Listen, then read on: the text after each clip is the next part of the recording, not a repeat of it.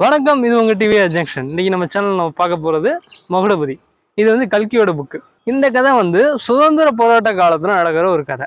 ஸ்டார்டிங்ல கோயம்புத்தூர்ல வந்துட்டு ஒரு நாள் ரொம்ப ஒரு பரபரப்பான சூழ்நிலை ஈவினிங் டைம்ல. காரணம் என்னன்னா, காந்திஜி வந்துட்டு 2வது வட்டமேஜை மாநாட்டுக்காக லண்டன் போயிருந்தார். அங்க நடந்த பேச்சுவார்த்தை தோல்வி அடைஞ்சதுனால எந்த பலனும் இல்லாம திரும்பி வந்துட்டார். அவரை வரவேற்கிறதுக்காக வில்லிங்டன் சர்க்கார் வந்துட்டு நல்ல ஒரு ஏற்பாடு பண்ணியிருந்தாங்க. காந்திஜி பம்பாய் வரத்துக்குள்ளேயே வந்த 4 நாள்லயே வந்துட்டு மிர்வேனுக்கும் காந்திஜிக்குமான ஒப்பந்தம் கேன்சல் ஆயிடுச்சு. பிரிட்டிஷ் கவர்மெண்ட் அதை கேன்சல் பண்ணிட்டாங்க. அடுத்தது நேருவை கைது பண்ணிட்டாங்க. காந்திஜி வந்துட்டு வில்லிங்டனுக்கு வந்து லெட்டர் எழுதுறாரு. ஆனா அதுலயும் எந்த யூஸும் கிடைக்கல. உடனே 2வது சத்தியாகிரக இயக்கத்தை வந்து ஆரம்பிக்கணும் அப்படின்னு சொல்லிட்டு காங்கிரஸ் உறுப்பினர்கள் வந்து முடிவு பண்ணிட்டாங்க. இதுக்காக எங்க பார்த்தாலும் ரெடி பண்ணிட்டு இருக்காங்க. இதுக்குள்ள காந்திஜியும் மற்ற காங்கிரஸ்காரங்களையும் வந்துட்டு பிரிட்டிஷ் கவர்மெண்ட் கைது பண்ணிடுது. இதனால 1929ல சத்தியாகிரகத்தை இயக்கத்தை வளர விட்ட மாதிரி 1930-31 இந்த டயத்துல வந்து வளர விட்டுறக்கூடாது அப்படின்றதுக்காக மற்ற காங்கிரஸ்காரங்களையும் வந்துட்டு பிரிட்டிஷ் கவர்மெண்ட் கைது பண்ணிடுது. பிரிட்டிஷ் ஹையர் ஆஃபீஸர்ஸுக்கும் எல்லா ஏரியாவில் ஆல் இண்டியா லெவலில் உள்ள எல்லா பிரிட்டிஷ் ஆஃபீஸர்ஸுக்கும் லெட்டர் போகுது. என்னன்னா, இயக்கத்தோட எந்த ஒரு நடவடிக்கையும் நடக்காம பாத்துங்க அப்படின்னு சொல்லி எல்லாரும் அதுக்கான ஏற்பாடு, ஸ்பெஷல் போலீஸ், எல்லா டிபார்ட்மெண்ட்டையும் போலீஸ் ஃபோர்ஸையும் இறக்குறாங்க. இந்த இதெல்லாம் வந்து காங்கிரஸ் உறுப்பினர்கள் வந்துட்டு பயங்கரமா தாக்கப்படுறாங்க. ஒரு நாள் ஈவினிங் கோயம்புத்தூர்ல இந்த தாக்குதல் நடந்ததுக்கு அப்புறம் ஒரு பையன் என்ன பண்றான்னாக்கா, அனுமந்தராயபுரம் தெரு அப்படின்னு சொல்லிட்டு கோயம்புத்தூர்ல ஒரு தெரு, அந்த தெரு வழியா நடந்து போயிட்டு இருக்கான். ரொம்ப பதட்டமா காணப்படுறான். அவனை 2 பேர் துரத்திட்டு இருக்காங்க. அவன் வந்துட்டு ஒரு சுதந்திர போராட்டத்துல ஈடுபடக்கூடிய ஒருத்தன். போயிட்டு இருக்கும்போது வந்துட்டு ஒரு வீட்டு வாசல்ல ஒரு தாத்தா வந்துட்டு என்ன பண்றாரு, வீட்டோட கதவை போயிட்டு திறக்கிறார். கையில வந்துட்டு ஒரு தடி வச்சிருந்தாரு, அது கீழே வச்சிருந்தார். அந்த தடி எடுக்க அவர் குனிஞ்ச கேப்ல உள்ள நுழைஞ்சிட்டான். இவன் உள்ள போய் அந்த வீட்டுக்குள்ள வந்துட்டு ஒரு ஸ்டார்கேஸ் மாதிரி ஒரு இடம் இருக்கு. அந்த இடம் ரொம்ப இருட்டா இருக்கு. அங்க வந்துட்டு ஒரு அரிக்கன் விளக்கு இருக்கு.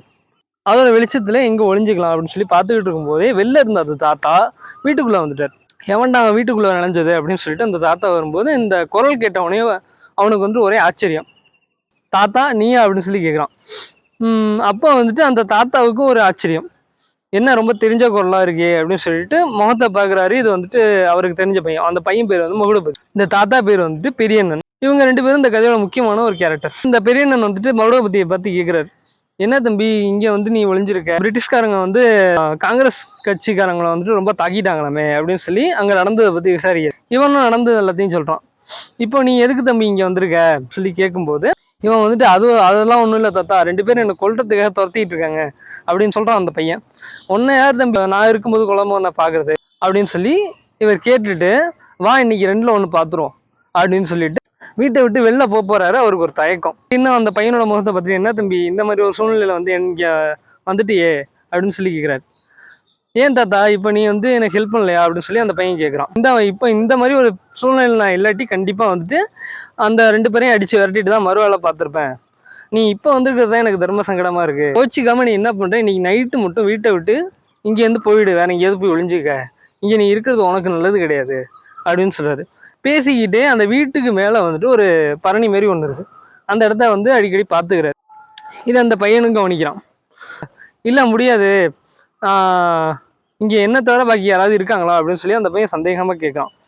அப்போ வந்துட்டு ஒரு பெண்ணோட குரல் வந்துட்டு கேட்குது. தாத்தா எவ்வளவு நேரமா பேசிட்டே இருப்பீங்க, யார் அது புது மனுஷன், நான் எவ்வளவு நேரமா பசியோட வெயிட் பண்ணிட்டு இருக்கிறது, சாப்பாட்டை எடுத்துக்கிட்டு சீக்கிரம் மேலே வாங்க அப்படின்னு சொல்லி அந்த பொண்ணு கேட்குது. இப்போ அந்த பொண்ணு யாரு, மகுடபதி எதுக்கு அங்கேருந்து போக சொல்றாரு, ஒருவேளை மகுடபதிக்கு அந்த பொண்ணு தெரிஞ்சிருக்குமா? இது எல்லாத்தையும் அடுத்த எபிசோட்ல பார்க்கலாம். தேங்க்யூ.